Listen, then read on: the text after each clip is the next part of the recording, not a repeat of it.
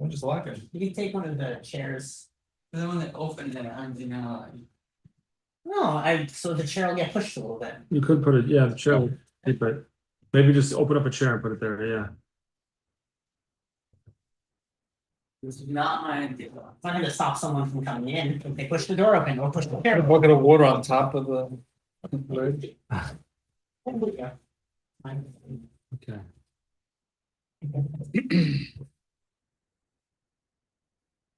All right, I'm sorry for the delay in starting, but welcome to the Wednesday night shir. Topic is the Rebbe and the Nazir, also known as the place of prophecy. As it seems to happen repeatedly, that as soon as we start to investigate and delve into a particular topic, I realize that it's very, very large. And there's no way we could possibly do justice to the topic for tonight in probably multiple shiurim, but it was already too late. I'd already decided to do this and I had no other topic. So I'm going to do this topic anyway. How exactly did I come upon what we're going to do tonight is a little bit different than usual. We're going to read a letter of the Rebbe that was written in 1960 to the Nazir, Harav HaNazir. I'm going to try to explain a little bit who the players are, who these people are. Well, the Rebbe, you know who he was. And we're going to go through the letter, and some of it we may gloss over a little. I don't know, gloss over, but we may not focus on. But we'll go from there. So, this letter was written on the first night of Hanukkah, 1960.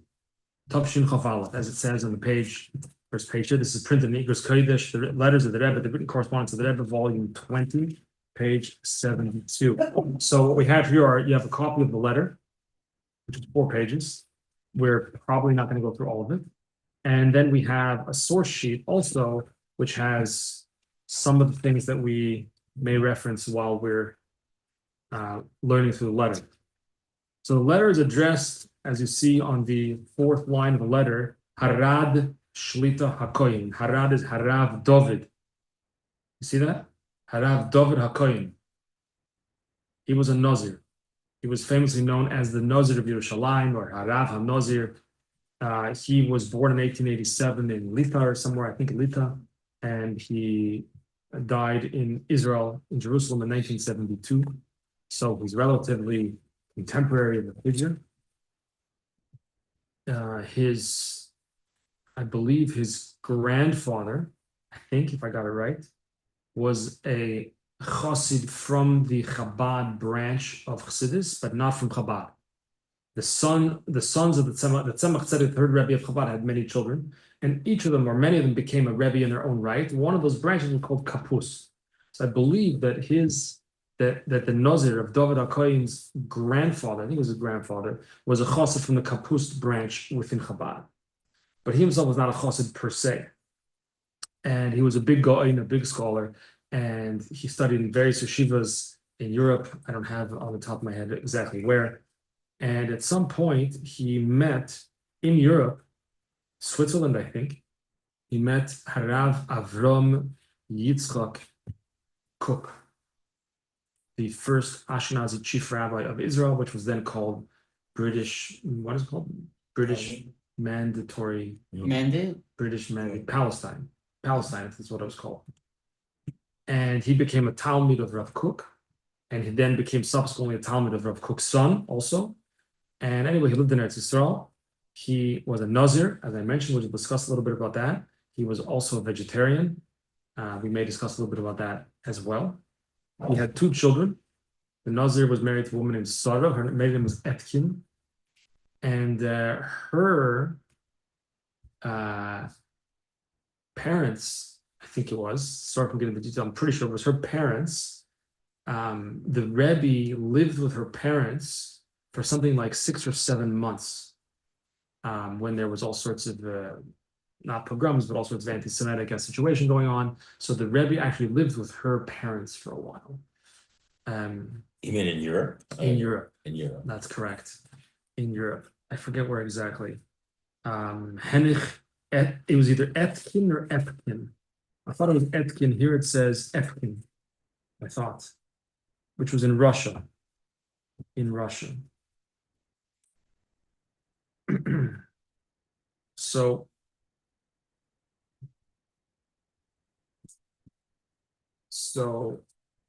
now the Nazir, Rav David Cohen, had two children. He had a son and a daughter. The daughter was named Tzipia or Tzifia. I'm not sure exactly how to pronounce her name, honestly. Tzifia. And she was married to Harav Shlomo Goren, the famous Rav in Eretz, the chief rabbi of Eretz. What is it, chief rabbi, I think? He was the one who blew the shofar at the Kotel after the 6 Day War. So that was his daughter, Wow. married to Harav Goren. Wow. And his son was the chief rabbi of Haifa by the name of Sha'ar Yoshev Cohen. So people may have heard of him as well. Sha'ar Yoshev Cohen. He was a Choshev Rav. He was involved in politics and Eretz Yisrael as well. And he met the Rebbe many, many, many times, which is where some of my information is coming from. Is I have here printed in the Kvar Chabad magazine an interview basically with Rav Sha'ar Yoshev Cohen talking about his relationship with the Rebbe. And so that's where some of the information for this letter is going to come to as well. So interestingly, that before the Nazir passed away, he told his son, Sha'ar Yoshev Cohen, I guess as he realized he was getting towards near the end of his life, that normally when you have shilas, you have questions, you ask me. But that's not going to be possible for all of them much longer. So from now on, ask the Rebbe. That's what he told him. He was certainly not a Chabad Chassid at all. In fact, we're going to see they had somewhat divergent approaches to things. But he told Sha'ar Yoshev Cohen, when you have questions, you're going to ask the Rebbe. That was one thing. And now Rav Sha'ar Yoshev Cohen, again, the son of the person who the letter is written to, had Yechidisin, had private audiences of the Rebbe on numerous occasions. And there were times when the Rebbe asked him various questions about his father's conduct. One such question that the Rebbe asked him was, why does your father, and I think this was applied to Rav Kook as well. Now, by the way, Rav David Cohen, the Nazir, became a Talmud of Rav Kook, and not only was he a Talmud of his, but he wrote up what's today, I don't know how much of it, but maybe even all of it or most of it, I'm not sure, of the writings of Rav Kook, which was Orot Kodesh, Oiros, can you say Oiros? If you're talking about, you say Orot Kodesh, and the Igrot, letters and so on and so forth. I'm pretty sure that either all of it or much of it was compiled and put together by the Nazir, who also wrote his own Sfarim as well. And he steered clear of using the language of Kabbalah. Even though he was very much involved in Kabbalah, he himself was a Kabbalist, and Rav Kook was certainly knew Kabbalah for sure. So the Rebbe asked Rav Sha'ar Yoshev Cohen, why did your father steer clear of using the language that he's actually quoting? Like, why not just say it in terms of Kabbalah instead of writing it in more of like, he wrote it like literary or almost poetic form. Why not just write the Kabbalah, write what it says, and whatever the term may be. So Rav Sha'ar Yoshev Cohen told the Rebbe that, well, my father wanted to appeal to a broader audience, and I guess if he used the language of Kabbalah, that would be off-putting to some people, perhaps.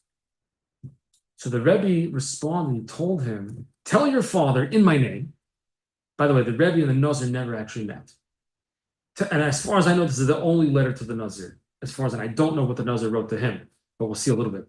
The Rebbe told him, tell your father in my name. What was the Chiddush of the Baal Shem Tov? What did the Baal Shem Tov bring to the world?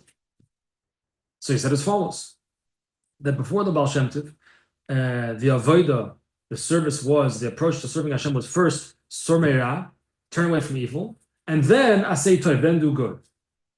But when the Baal Shem Tov came along, he said, just go for Asay Tov, just go for do good.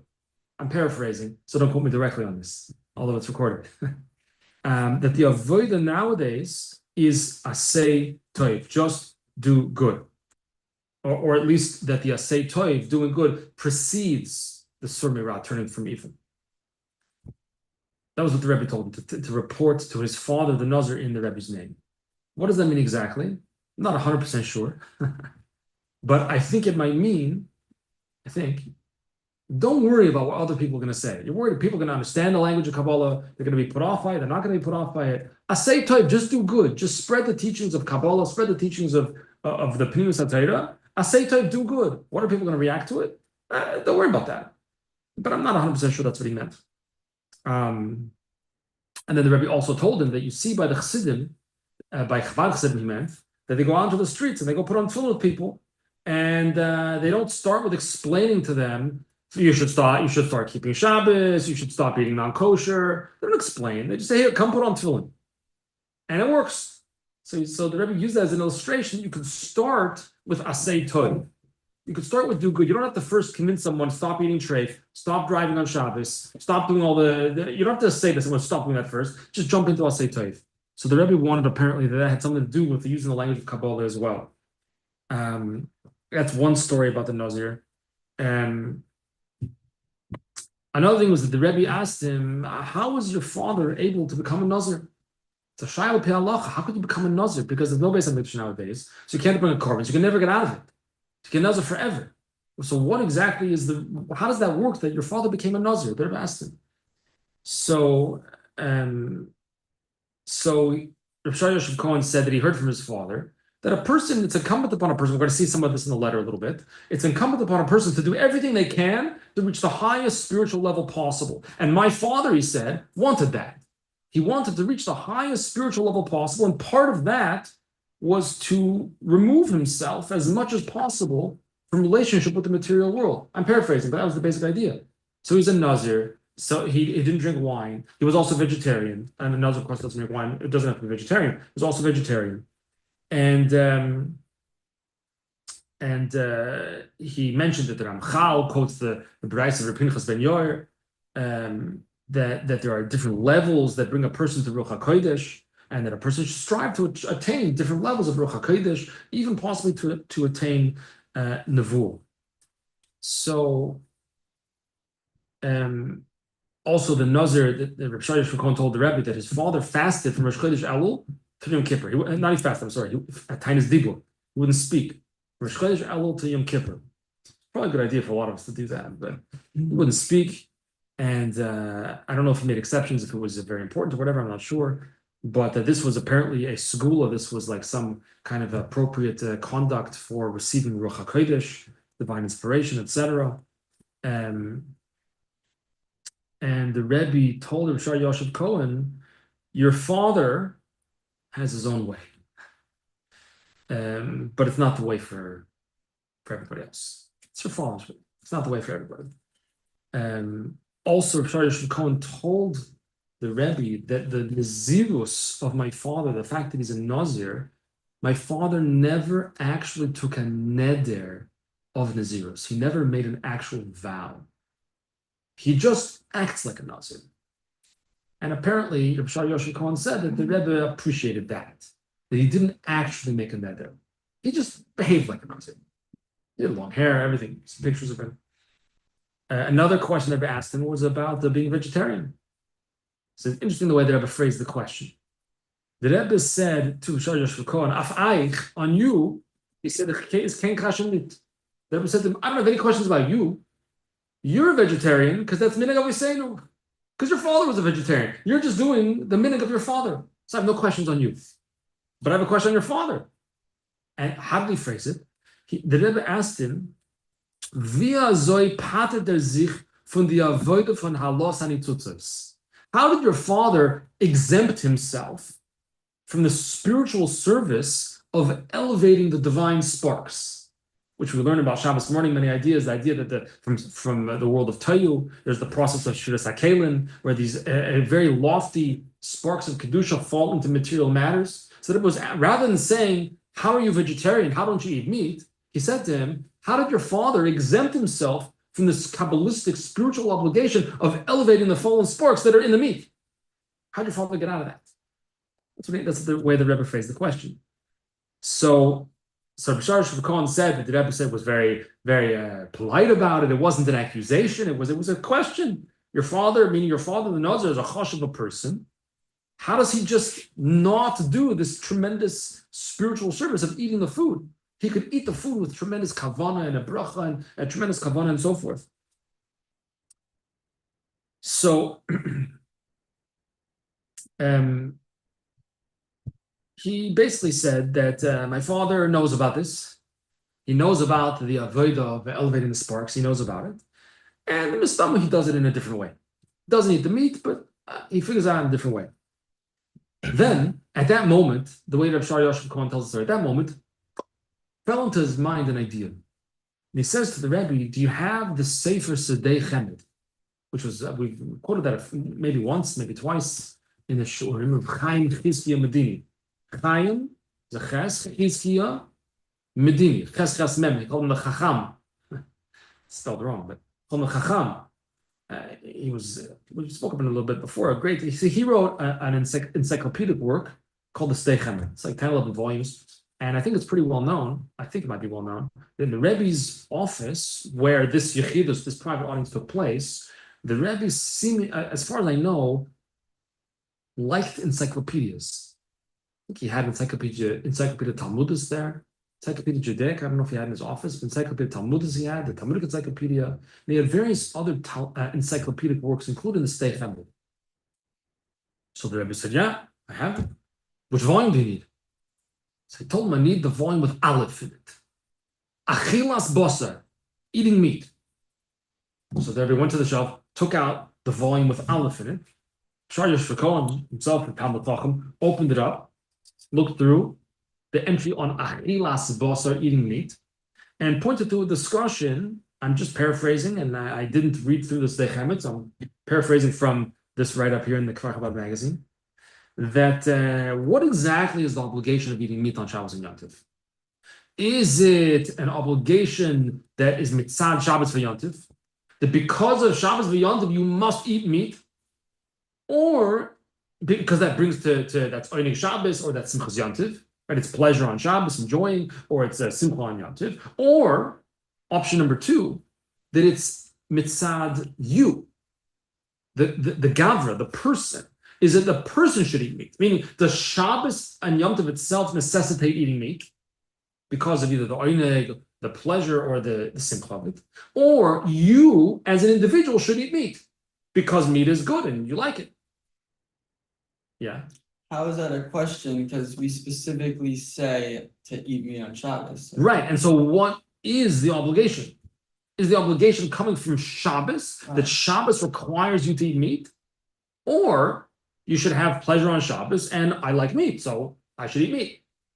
What's the practical difference between them? You don't like meat. You don't like meat. According to the first approach, if it's an obligation from Shabbos, that the obligation to eat meat comes from Shabbos itself, then you have to eat meat, whether you like it or not. Why? It's for Oneg Shabbos. It's not going to give you Oneg Shabbos because you don't like meat. That's only if it's about you.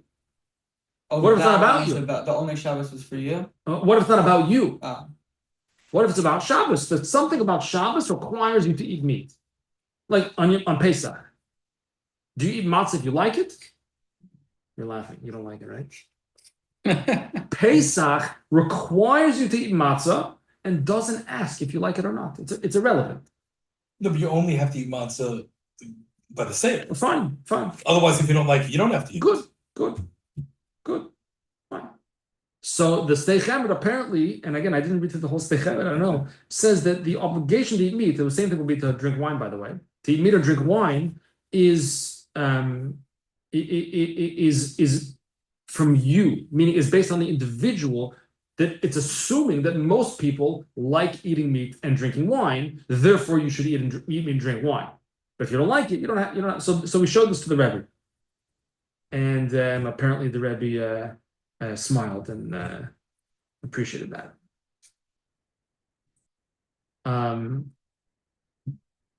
If the son wasn't a Nazir himself. Oh, so interesting. So Rav Shai of Cohen was a Nazir, apparently, until the age of 12. Until when? The age of 12. Until the age of 12. Apparently. Until? What do you mean? Until. His upshur, I don't know when he started. His father apparently, the Nazir recommended to his 2 children that they should be Nazirim. Act like a Nazir. I guess. Sounds, I guess, yeah. According to this, yeah. And apparently Rav Shai of Cohen did act like another until he was 12, and then apparently they went in front of a beis din and was matir that nether, because even if he didn't make an actual nether, but acting in a certain way already has it to a certain status for nether. But he continued with being a vegetarian. And then so they've asked him, I have no questions about you. You're just doing what your father told you to do. So meaning you're doing the right thing. If you do your father's minhag, Baruch Hashem. Okay.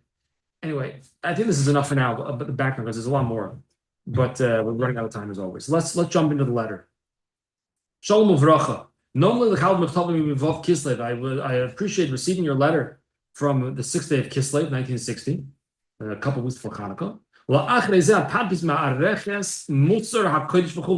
As well as afterwards, you sent me a printing, like an advanced copy, basically, from what's called Musar HaKodesh, which was printed at the time in the journal called Sinai, which was like a rabbinic journal.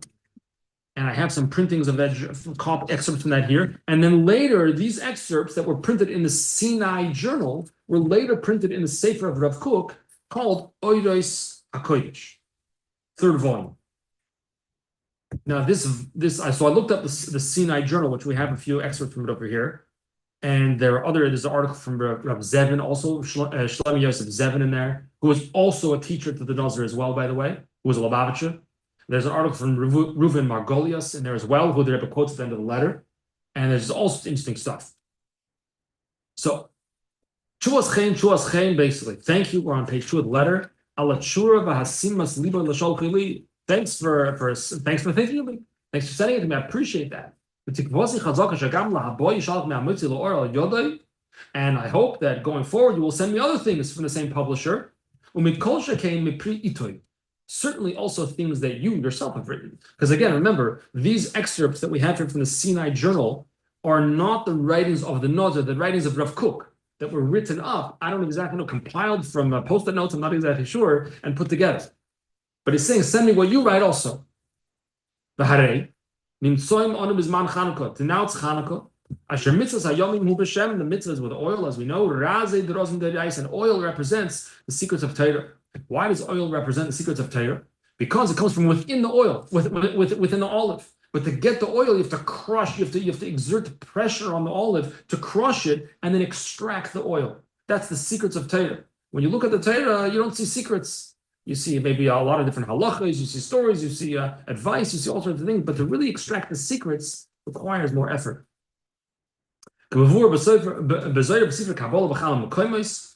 As explained in Kabbalah and so forth. And the way we have to light the Hanukkah candles, he says, is the light is to shine, and you put it outside your home so it's to shine to other people, not just for you.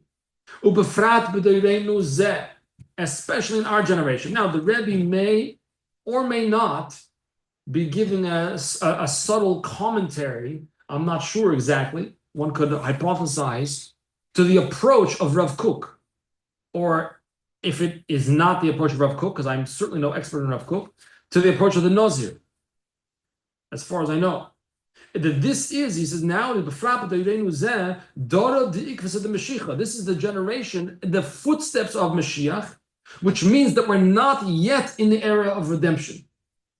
Now, I don't know what Rav Kook held exactly, but I'm fairly certain, I shouldn't say things I'm only fairly certain about, right?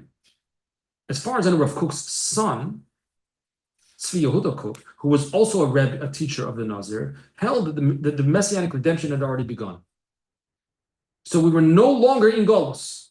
But the Rebbe says here, Ha'achar in the Golus Seinu, it's the last generation of Golus, still Golus. A doubled and redoubled darkness. But I believe that Rav Kook's son held that the establishment of the state of Israel, 1948, was this Chalta de Gula, was the beginning of redemption. Here the Rebbe is saying, no, it's not.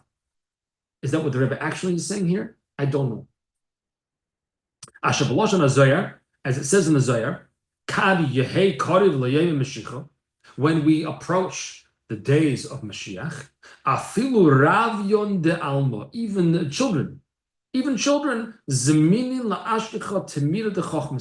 they will be finding, they will be accessing the timidim, the hidden, the secrets of Chochmah, secrets of wisdom. So we're approaching, we're getting close, but we're not yet in the Messianic era. Now, Chazal teach us that when it comes to learning, which we're going to see the Gemara of Metzi on source sheet number 1.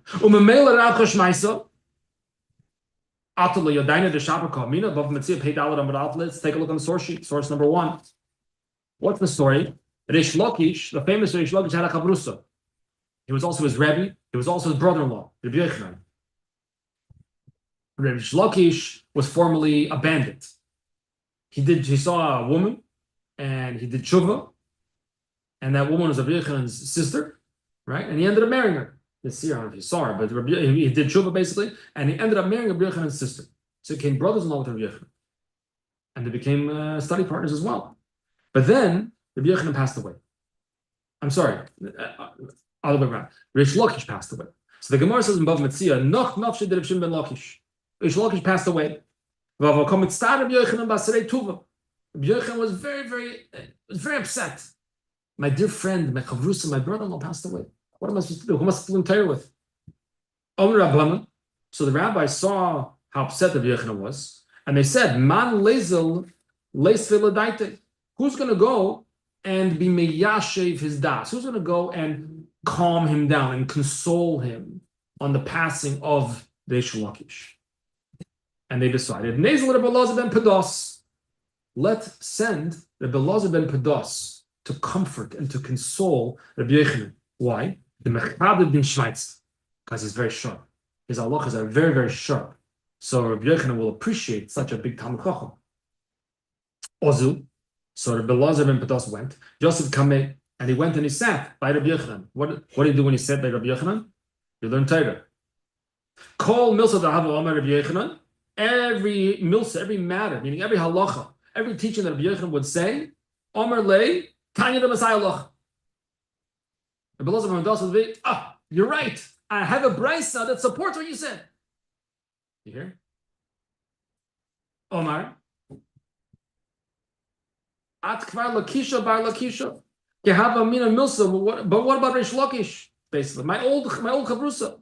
That by him I learned with him ki have a mina milsa. When I would say something, halacha, teaching, whatever, what would he do? He would say, "Oh, you're right." No, have a maksheli esin ba'arba kush yasa. He would ask 24 kashas on what I said. And he would give them 24 answers. Or I would give 24 answers. And consequently, as a result of the kashas that he would ask on me, Rav Chashivis. There was an expansiveness. The learning went deeper and broader and expanded and was more geshmak. Was better learning. Ve'at Amrat, and you, you come along and you say, Tanya the Messiah loch. I have a brisa to support what you said. What, you think I don't know that I'm right? You think I don't know that I said a good pshat? I need you to tell me a brisa to support what I'm saying? Tell me that I'm wrong. Tell me you have a kasha on what I said.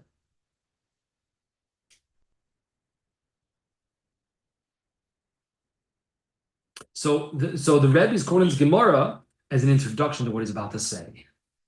We may have a different way of looking at this. I'm going to ask kashas on what you have to say. I'm going to ask kashas. But it's Rav Chashmaisa. It's to expand, to make the learning greater, deeper, and broader. So the Rebbe continues, Ershal la'atzmi, lova be'ezah ha'aris b'shulei ha'gilyon. I will permit myself to make a few points at the end of the letter. Ubefrat, and especially I know your influence in your circles of Svivasa, and if they're true, if I'm right, that I was saying, if my points are true, then it's very important that I'm pointing these things out to you so that you can continue with the proper approach. And the Pasuk says in this week's Parsha, Hashgacha Pratis, I wanted the connection to the Parsha, and here we have it. Esvahev v'sufa. What does it mean? It's a Gemara in Kiddushin, source number 2, Daf Lamed Amud Beis. Amar Reb Chia Abba. Reb Chia bar Abba says, he's referring to the pasuk that says, Es oivim bashar, that people become enemies, oivim, enemies, bashar, the gate of Torah study. Become enemies when you learn Torah to study together. So Amar Reb Chia bar Abba, a father and his son, Harav, a teacher and a student, they learn together in one place. Naisim oivim says they become enemies. They're mamish fighting over the pshat in the Gemara. But they don't leave until they become friends again. Says Rashi on the right side, source number 3. Nice oivim. Why do they become enemies? Because they're asking kashas on each other. They're screaming at each other, fighting. I don't accept what you said. Another guy says, well, I don't accept what you said. And they're getting fighting. But they don't leave. They don't get up from the table until they become oivim zeh, until they become lovers, friends again. Shenemar es vahev b'sufa, which is talking in this week's parasha about a war, a battle that was fought. Today's portion. Es vahev b'sufa, which is an area, a location. It's, I didn't bring the whole pasuk. I meant to bring the whole pasuk. I forgot to bring the whole pasuk. Nachal Arnoin. There was a battle took place. Do you remember the pasuk exactly? Okay, Nachal. There was a battle of Nachal Arnoin, and then it's vahev b'sufa, which is a location. But the Gemara Darshans is al tikei b'sufa el b'soifa, and vahev instead of being a place is lashon av, right? Rashi is vahev b'sufa hachidarish la. Oh, the es sefer milchamos Hashem. The pasuk says es sefer milchamos Hashem. Sefer is sefer or sefer Torah. Sefer means learning a book. Milchamos, battle. You're battling over the pshat in the Gemara. Sefer milchamos milchamash al yedei sefer. It's referring, the drush of the Gemara is, it's a milchamash al yedei sefer, a battle that comes about through a sefer, through learning. Av yesh b'sefer, but there's love at the end.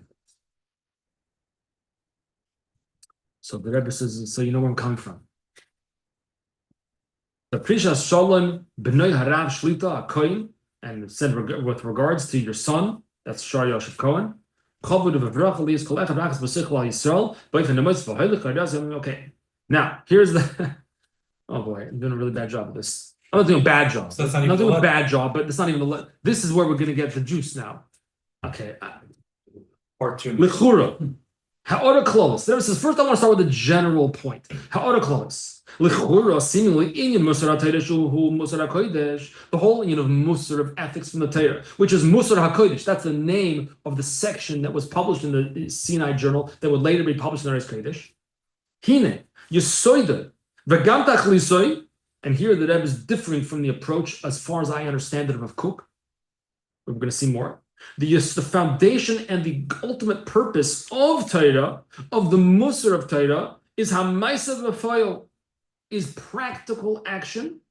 Maisa and b'Musar Garochav, which means in the most broadest term, Shalapratav v'Maisa b'Machshava d'Maisa, in your thoughts, in your speech, and in your action. Like the pasuk says, "Asal kimi rav," it's the voice of Shemar. Fear God and do the mitzvahs ki zeh kol adam, as opposed to nevuah, achieving prophecy. Look in source number 4. Source number 4. This is the excerpt from Rav Kook's writings, written up by the Nazir. Haruach hanavui. We're going to come back to this later if there's time. Oy haruach hakodesh, the prophetic spirit, who reishis chachmas Yisrael, is the reish, the beginning of all wisdom of the Jewish people. But Torah, Nevim, Ksuvim, but Mishnah, Talmud, Midrashim, Uva Chachma, Pnimis, Harazis means in Kabbalah, Niglas Amechkoris, HaPhilosophia, Datita, Yehudit, etc. And he goes on and on about this. And source number 5, further in the journal, if we don't have Ruach HaKodesh, it's not just a lacking of shleimus, it's an illness not to have Ruach HaKodesh. Especially in the Holy Land, it's a painful illness. That it must be healed. Ruach HaKodesh, fast the Knesset Yisrael, Rav Kook writes. Ruach HaKodesh, the divine spirit flows in the Jewish people. To those who are entering the Kodesh and acting like the Nazir, separating from worldly matters, trying to ascend to higher and higher levels of Kedusha. So let's continue in the letter of the Rebbe, and hopefully this will be a little bit more clear. The whole idea, says the Rebbe, of having Ruach HaKodesh, or prophecy, Nevuah, this is no more, he says, than reward for what you do. Reward. But not a goal in and of itself. Unlike what I'm understanding from the excerpts I saw in Rav Kook's writing. It's not a goal to achieve prophecy. It's not a goal to achieve Ruach HaKodesh. Maybe you'll get it. Maybe it's a reward. A lot of things are a reward. Or Lamabah is a reward. Maybe Navu is a reward. Okay, but that's not what you're going for. Never says, and this is proven by the fact that it's Ein Zeh B'Koich Adam. You don't even have the ability to choose to become a prophet. As the Rambam says explicitly, which we have, he quotes it there anyway, but we have in source number 7. That's chapter 7 of Hilchos Yesodei HaTorah, Halacha 5. Those people who want to receive prophecy, they are called the children of Nevi'im. But the Rambam, clear. But even though they're focused, they have the right intent and so forth.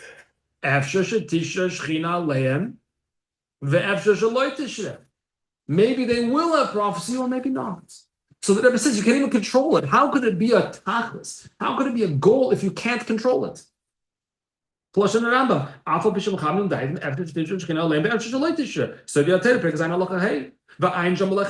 Lechem Mishnah goes in the whole discussion about different sources of the Rambam in Mishnah Torah, the Rambam in Moreh Nevuchim, and why doesn't the Rambam here quote other conditions the Gemara discusses? All discussion. All the more so.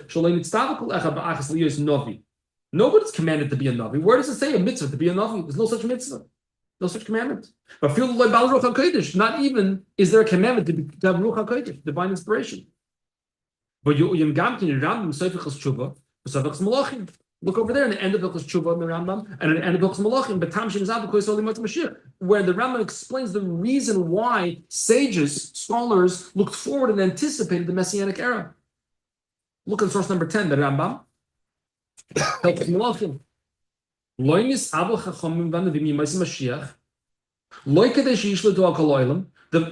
sages and the prophets did not desire the Messianic era, the coming of Mashiach, in order that we could rule over other people.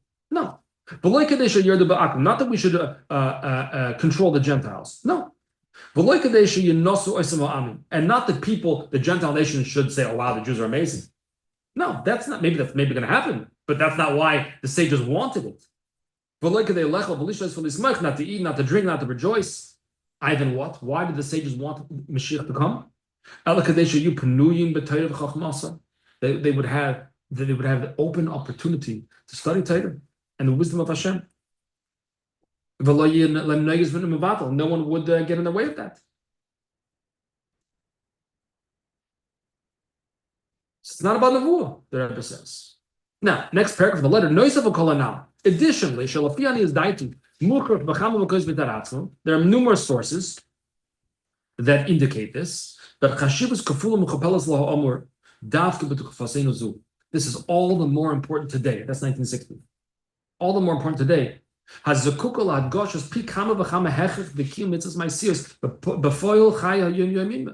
all the more critical nowadays.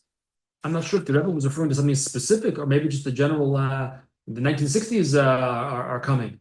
I don't know if the Rebbe means specifically something or just the general time in history. That there needs to be an extra emphasis on actually doing the mitzvahs, not just philosophizing, not spirituality, but doing the mitzvahs. And there's nothing else that can replace doing the mitzvah. Not feeling good, like people say, I'm good in the heart. That's wonderful, but you still have to put on tefillin. The Rebbe doesn't say this, but I don't know exactly what the Rebbe is if he's referring to something specific. The hippie movement is going to start soon. It's really already in the incipient stages. Spirituality, transcendental meditation. I'm reading into it. I don't know if that's what that means. But nothing can replace the actual fulfillment of mitzvahs.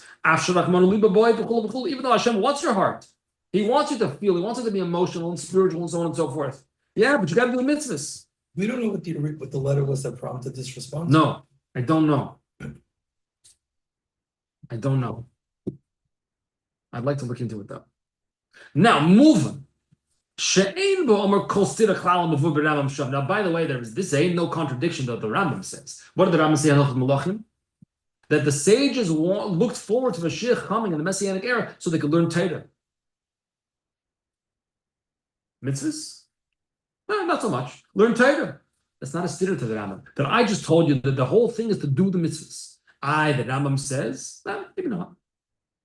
Talmud Torah Keneged Kula, right? Okay, 1 second. And furthermore, and this idea of learning Torah is emphasized particularly in teachings of Chassidus that teach that a person has to come to know God. Mitzvahs? I don't know. There is no contradiction. Why? Because this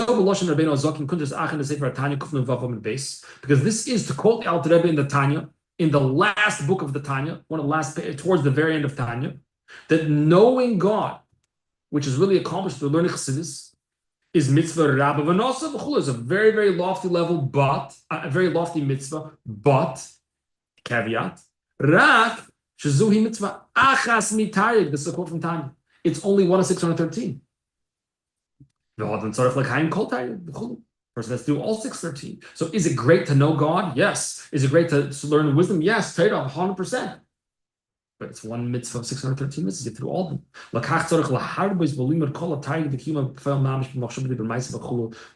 Therefore, a person has to place a lot of emphasis and energy on learning all the mitzvahs and fulfilling all the mitzvahs, practically speaking, thought, speech, and action.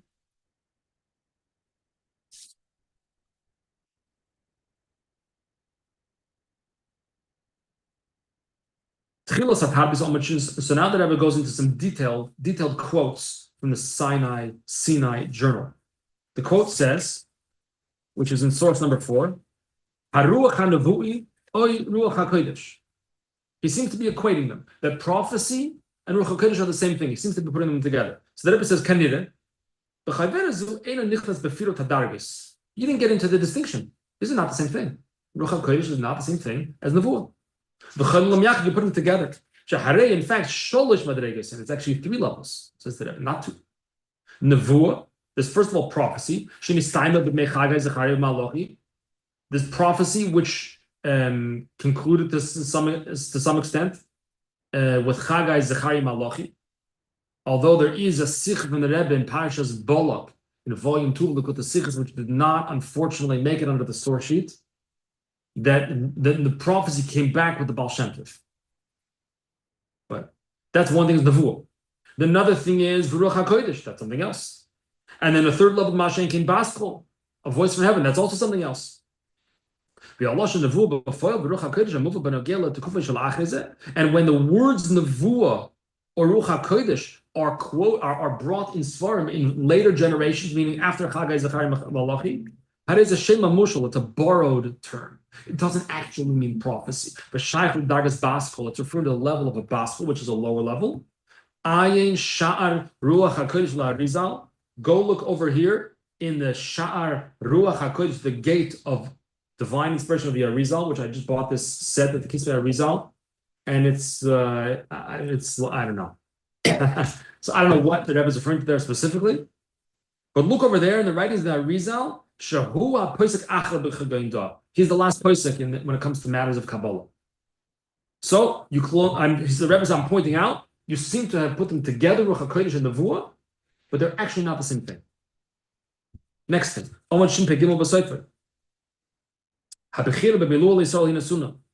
Bechira, free choice, is given to the Jewish people. So the Rebbe says, I brought in the source, we're not going to read it. Source number 9. I believe that what the Rebbe is doing is giving a parallel source that in the writings of the Chassidus that parallel this idea. What is exactly Bechira Chavshis? What does it mean? So the Rebbe discusses it, the Alter Rebbe discusses it here, and so we're not going to go into that now. Omid Lamadal b'Sefer. Yesoida Tefillah, I couldn't find this, by the way, in the actual Sinai journal. Couldn't find it. Sure, it's there. The foundation of Tefillah is his achdus im harotzin hakloli ha'ilami, is to unite, if I understand what it means, is to unite with like the cloud. The rotzin hakloli ha'ilami, the word, the national or international, the worldly, the global rotzin, shua chayfetz elokim, which is the godly desire. So the Rebbe says, So it seems to be, as far as I understand, I listened to a shir from a Rav in Eretz Yisrael about this a little bit. So I certainly don't have the full picture, but it seems to be that Rav Kook had an emphasis on the cloud. On the cloud. Cloud Yisrael, Am Yisrael, Medinat Yisrael, what he spoke about. But the Rebbe says, could find support. Leimer had tefillah or lashon rabbim. Maybe we should say tefillah and lashon rabbim in the plural, because after all, if it's about the rabbim, if it's about the cloud, then what am I asking for things for my? Why do I say things in the singular that I want certain? Maybe I should say it in the rabbim in the plural. When do we say that? I don't have off the top of my head an example. We, anachnu, we in the plural. You're saying that proves the rabbin. It could be a rabbin, yeah, it could be rabbin. However, it's more correct to say that Rebbe says,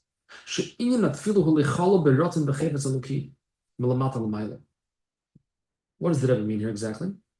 That it's more, I think what the Rebbe is saying here, it's more an emphasis on the individual to become included, to become elevated to the Ratzin B'Chefetz Eloki, the godly desire, which seems similar to what Rav Kook is saying, or what he's attributing to Rav Kook. But then, to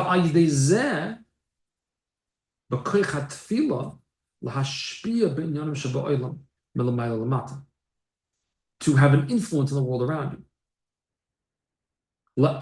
Afterwards, then afterwards also to affect the general. So it seems to be a focus on the prat, on the particular, rather than the cloud, the general, meaning the individual versus the cloud. I think that's what the Rebbe is saying. What does that mean? What does it mean? That's a good question. I don't know what it means, but I think what it means. And again, I don't have enough of background on Rav Kook. I don't really have any background on Rav Kook.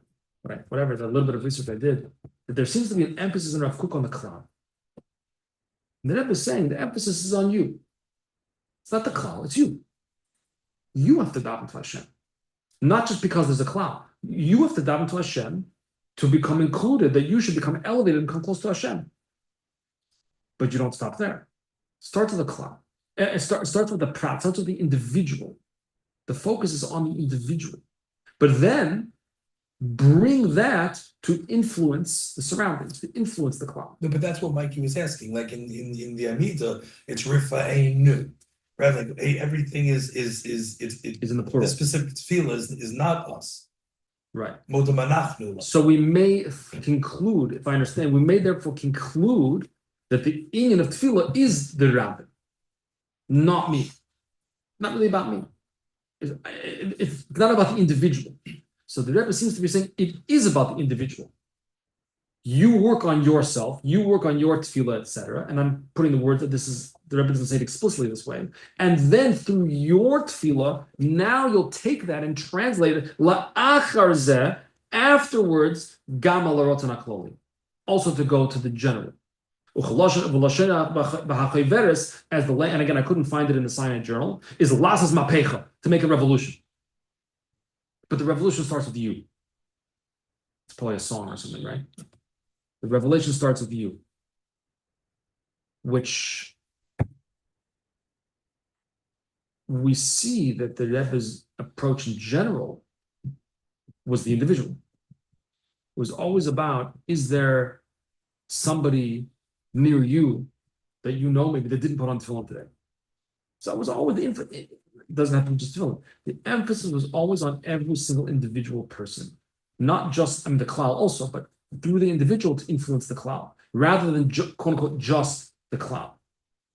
But sarich iyun, this needs more research. Exactly what's going on over here. But I think it has to do with the idea of prat versus cloud, the individual versus the communal. I think that's what it has to do with. And the Rebbe is emphasizing that it's really about the individual, and then through the individual, that also going to influence the cloud, I think. Now, we could just, it's not much left. We're not going to really go into it. I'll just read it. Not much, I don't have much to say in the next part, but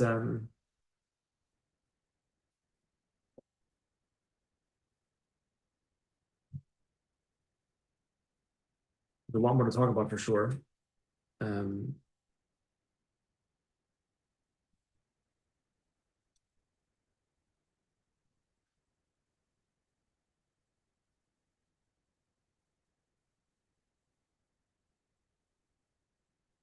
okay, we'll just read the rest and then we'll call it a night.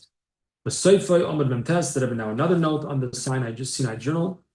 Kiruach HaKodesh, this we have in the source sheet. Kiruach HaKodesh B'Yisrael Loich Yisrael Shleimus Ki'im B'Chulu, which is in source number 8, the second page.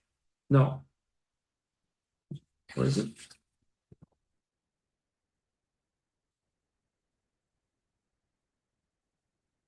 Oh. Source number 5. I'm sorry. Ki be'emes chisodron ruach hakodesh b'Yisrael. When there is a deficiency, when there's a lacking ruach hakodesh in the Jewish people, u'loy chisodron shleimus. It's not just that they're lacking shleimus, meaning that you got a 99 out of 100 on a test, but rather ki mum umachla. It's a blemish and an illness. So the Rebbe comments on that. This needs some investigation. This needs some thought. If you mean that if an individual lacks Ruach HaKodesh, that's a blemish, the Rebbe says tzorchiyun. What about the Rambam we quoted before, who said that the person is not even in their control? What about the fact that there's no commandment to become a Navi or have a Ruach HaKodesh? So maybe what he meant was that the cloud, there has to be Nevuah or Ruach HaKodesh somewhere in the cloud. Maybe that's what he meant. But he says this whole idea, I'll come to you in a second, Mikey, this whole idea of Nevuah and Ruach HaKodesh is prat la'achrei bi'as Mashiach. He says this is happening after Mashiach comes, not before. She'oz zman hayu. That then there's a declaration, a proclamation, that I will pour out my ruach, my spirit, meaning my divine spirit, God speaking, I'll call basar on all people, v'nibu, and then they'll prophecy, but that's only when Mashiach comes. Notwithstanding the fact that I mentioned that the Rebbe did say in a sikh in Parshas Balak that Nevuah did come back with the Baal Shem Tov, but in any event, yeah, what comment or question? Yeah, I don't know why that contradicts what the Rambam said. Why not? Because why can't it just be that the Rambam is saying that it's up to Hashem whether we have a nevuah or not? So the fact that we don't just shows that we all have blemishes because we don't have it. A nevuah. It doesn't have to be that. We're going to say every Jewish person has this blemish? Yeah, it doesn't have to, this generation I'm saying, it doesn't have to mean it's a 50-50, Hashem spins a wheel if we get nevuah or not. Hashem decides if we get nevuah or not. And Right. because we don't deserve that nevuah, it means we have a blemish. I'm saying it's pretty understandable, I think, to know that this generation is obviously different than Moshe's time. And That's true. That's true. So I don't know. I don't know the answer to your question. But it also says here that the whole idea of Nevuah is a prat la'achrei bi'as Mashiach, of Ruach HaKodesh rather. That Ruach HaKodesh is after Mashiach comes, not before. So what's the emphasis? But again, seemingly, the Nazir, as far as I know, already felt Mashiach. I don't know if he felt Mashiach had arrived. I don't think he felt he'd arrived, but it was Messianic era already. Or at least the beginning of the Messianic era. So maybe to him, well, it's already, but Mashiach himself hadn't come. Messianic era, I don't know. I don't know. Then he says, now, just to give you some more quotes, some more sources, which we don't have on the source sheet or anywhere else. We're going to pause when it's finished reading it here. There's a whole long introduction in the Shilas Juv Min HaShamayim, which was discussed before. And Reb Margolius wrote, he didn't write Shuvin Hashamayim, but he wrote an introduction. He wrote the version with notes to it and a whole long introduction. He discusses over there at length the concept of Ruach HaKodesh and various sources in Chazal where we had Ruach HaKodesh. And in the writings of Avon Yeshua Heschel, interesting that the Rebbe references him. He quotes, I'm not sure exactly referring to her, the He'emin HaRambam Shezoch LaNevuah. Sefer HaYovel LaLamed Ginsburg, which is also interesting. The Rebbe quotes him.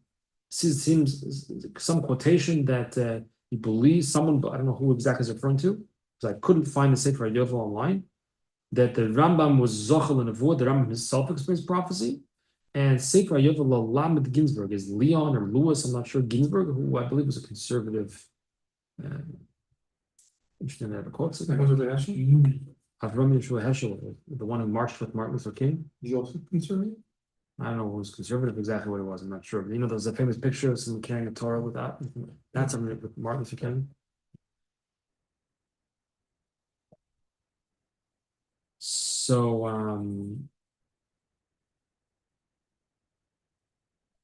the Rebbe says, "Es vahev b'sufa." We can wrap up with that pasuk from the parsha. Es vahev b'sufa. That when there's milchama, a sefer milchamas Hashem. When there's a milchama over a sefer, over learning, over Torah, at the end it's going to be es vahev. Es vahev, not altiki b'sufa, ela b'soifa at the end. And so the Rebbe came with various critiques, I guess you could say, of these writings that the Nazir had sent him. Yet first he's already asking, send me more. And he's saying, I'm going to give some notes to what you say, but es vahev b'sufa. It's going to be with Ava, and it's going to increase the Torah, and it's going to be better learning and so forth. And it seems to me that,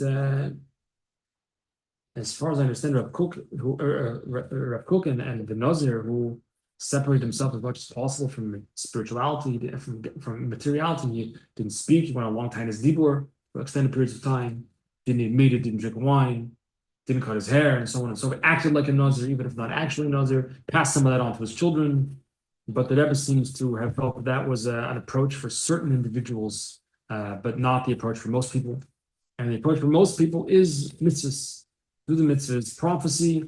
Maybe you'll get it, maybe you won't, but that's not a goal. It's not a goal in and of itself. I don't know if you know the answer, but why, if he was who was the Rebbe was trying to disprove or question of Cook's Naziros, why wouldn't he quote the Rambam that explicitly states? I mean, it's not so explicit, but like implies that Naziros is just not a good thing. Isn't there a Rambam that says somewhere about how Naziros is an extreme path and you shouldn't go to an extreme path? I don't think the Rambam says not to be a Nazir. He discusses the halachas of Nazirus. Maybe it could be remembered that maybe there's a halacha that it says not to. I don't actually remember such a halacha, which doesn't mean that there isn't one. I don't recall, but I don't recall it. But Soita, the Rambam says explicitly, the Gemara says explicitly, don't accuse your wife, don't make her a Soita. By Nazir, say anybody know? It says explicitly not to be a Nazir. Oh no, I wasn't saying that's what the Rambam said. I meant the Rambam said it's like a pretty well-known Rambam to go through the middle path. The middle path, yes. My Rebbe, my Tanakh Rebbe last year quoted the Rambam when we were talking about Naziros, that Naziros is an extreme path. It is. path. Well, the Nazir was an extreme person. The David was extreme. He was a very elevated spiritual person. He was a very big Talmid Chacham. I don't know. Anyway, go ahead. Do we know if this letter had an effect, like Ashpa? I don't know the answer to that question either. This letter was after. I had the same question: is did they make changes in? Right, that's I don't know. This letter come before or after the interview with the son? Much before. How much before? Much before. Did you give him a second time? See? Yeah. Well, he passed away. Oh, the son passed in 2016. Shar Yosef Cohen passed away in 2016. I don't know. I didn't even. There's more stories in the. I don't know. But the